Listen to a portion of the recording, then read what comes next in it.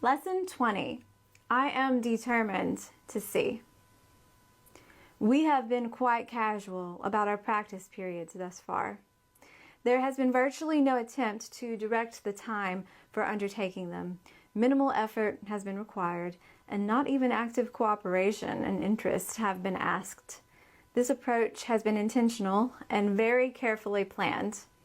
We have not lost sight of the crucial importance of the reversal of your thinking.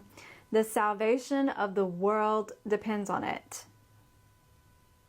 Yet you will not see if you regard yourself as being coerced, and if you give in to resentment and opposition. This is our first attempt to introduce structure. Do not misconstrue it as an effort to exert force or pressure. You want salvation. You want to be happy. You want peace. You do not have them now because your mind is totally undisciplined, and you cannot distinguish between joy and sorrow, pleasure and pain, love and fear. You are now learning how to tell them apart, and great indeed will be your reward. Your decision to see is all that vision requires. What you want is yours. Do not mistake the little effort that is asked of you for an indication that our goal is of little worth. Can the salvation of the world be a trivial purpose? And can the world be saved if you are not? God has one Son, and He is the resurrection and the life. His will is done because all power is given Him in heaven and on earth. In your determination to see is vision given you.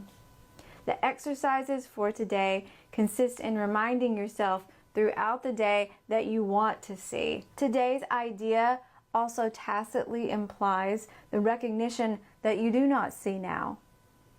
Therefore, as you repeat the idea, you are stating that you are determined to change your present state for a better one, and one you really want. Repeat today's idea slowly and positively at least twice an hour today, attempting to do so every half hour. Do not be distressed if you forget to do so, but make a real effort to remember. The extra repetition should be applied to any situation, person, or event that upsets you. You can see them differently, and you will. What you desire, you will see. Such is the real law of cause and effect as it operates in the world. I am determined to see. First off, this isn't just a statement. This isn't just some passing line and sentence and cute little quote to share. This is an invitation to the Holy Spirit. This is very important in A Course in Miracles. I am determined to see. I am determined to see things differently. Will come up soon. I'm willing to see things differently. The Course says, the exact line is, the Holy Spirit responds fully to your slightest invitation, even the slightest willingness. It says in this lesson, the little effort, but don't think that that goes unnoticed, that the little effort means that it's not a big deal. This one's a big deal. I'm determined to see. The Course teaches us that our salvation and that of the world is really reliant on our willingness and the discipline of our mind, that the thoughts that we think, why it's so important to go through this mind training, to reverse the fear-based thought system and to accept the loving thought system that is natural to us in our divine experience. That the discernment and the mind searching, looking at our thoughts, is really important, especially early on, because we're so unconscious and unaware of what type of energy our thoughts have, fearful or loving, especially in the beginning. So the discipline and the willingness, really important. As children of God, who are here to co-create with God, to think loving thoughts and to express love into the world, to work miracles, we are not on point and we're not happy because we're not doing that. And the law of cause and effect is such that it is what we think that leads to our perception, which leads to our life, to our experience.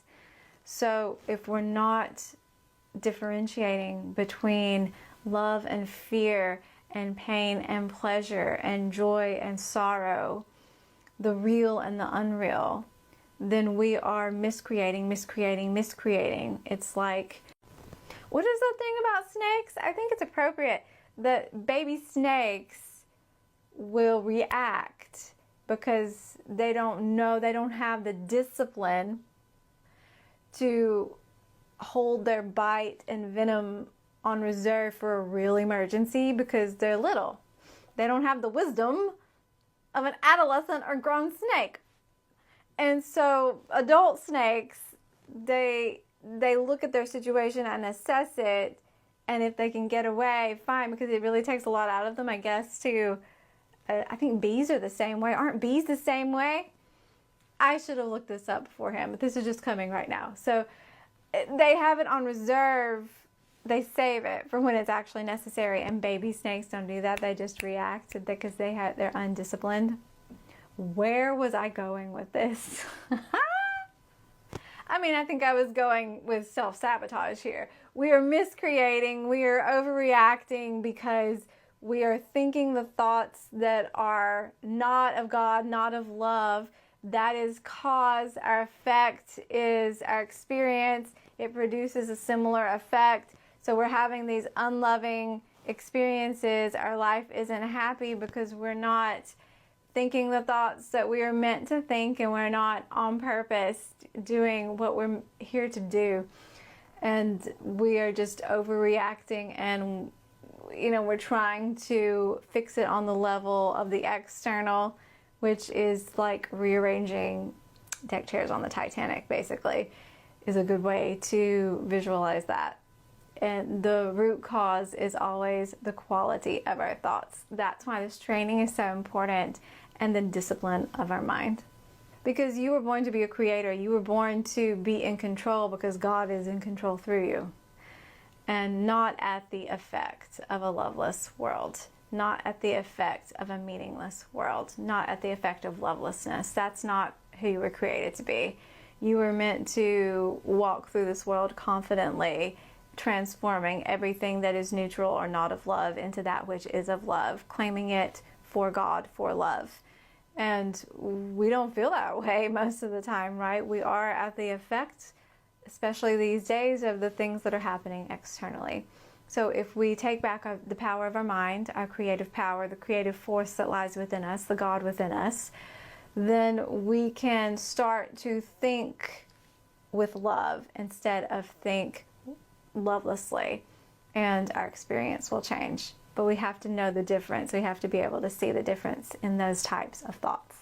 So we have the power of God, the power of love within us, the creative power to see things differently, to choose to transform, to work miracles. And it's a shift in our thinking, which leads to a shift in our perception, although it happens all at the same time, where we are seeing with fear or not even aware of what we're seeing and thinking. We become aware of it. We ask to see it differently. We're willing. We are determined to see. We're determined to see what is real rather than what is unreal. We're determined to see. And then everything shifts after that. That's the miracle. Keep doing these exercises. Keep doing the lessons. This one is introducing a stricter structure, that's hard to say, a stricter structure into your daily exercises, twice every hour, once, it says, preferably every half hour. I am determined to see. I am determined to see what comes up for you. It's interesting to see what does come up. And going throughout your day, you experience your day, and bring that into these lessons. That is your assignment. That is what you're supposed to do. Apply it to what is happening for you as your day goes by. And at the end of the day, what difference did it make that you did this workbook lesson today, that you applied it? Pay notice to it. Pay attention to it. See you tomorrow.